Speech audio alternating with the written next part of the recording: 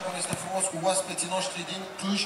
Universitatea Cluj, o formație de tradiție în fotbal românesc, începe cu numărul 33 în poartă, Roland Nixlui, 22, Victor Dulap, 5, Alin Mutu, 4, Florin Cordoș, 3, Cornel Coc, 13, Robert Boboc, 27, Loran Covaci, 7, Patrick Popescu, 10, Cristian Calcan, 8, Octavian Ursu, 20, Marvin Șip. Rezerve la Universitatea: Ticrea pentru postul de portar, jucător de câmp Rareș Cindrea, Răzvan Greu, Cătălin Tarcea, Mihai Budean, Radu Crișan și Darius Câmpea.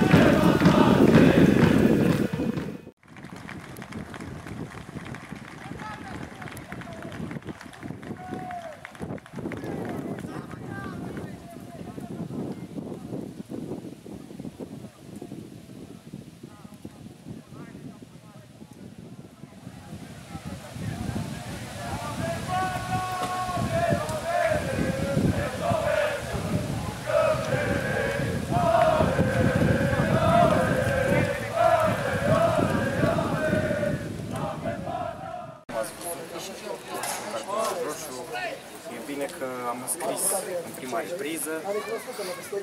A fost o victorie foarte grea, a fost o victorie muncită. Ne bucurăm că am reușit să debutăm cu o victorie, un rezultat pozitiv pentru noi și sperăm să continuăm la fel în următoarea perioadă.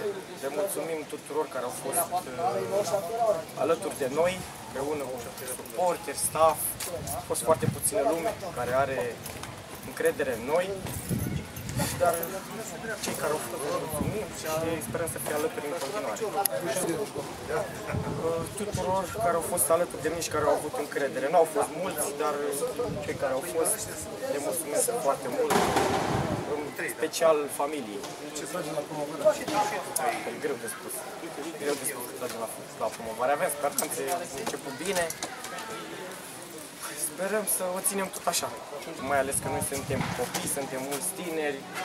Covaci e cel mai în vârstă, la 1993. Am lăsat destul de bun și eu vă mulțumesc. Eu vă garantez că, sau cred că ei au depășit etapul de tinere speranțe și, știu eu, de perspectivă.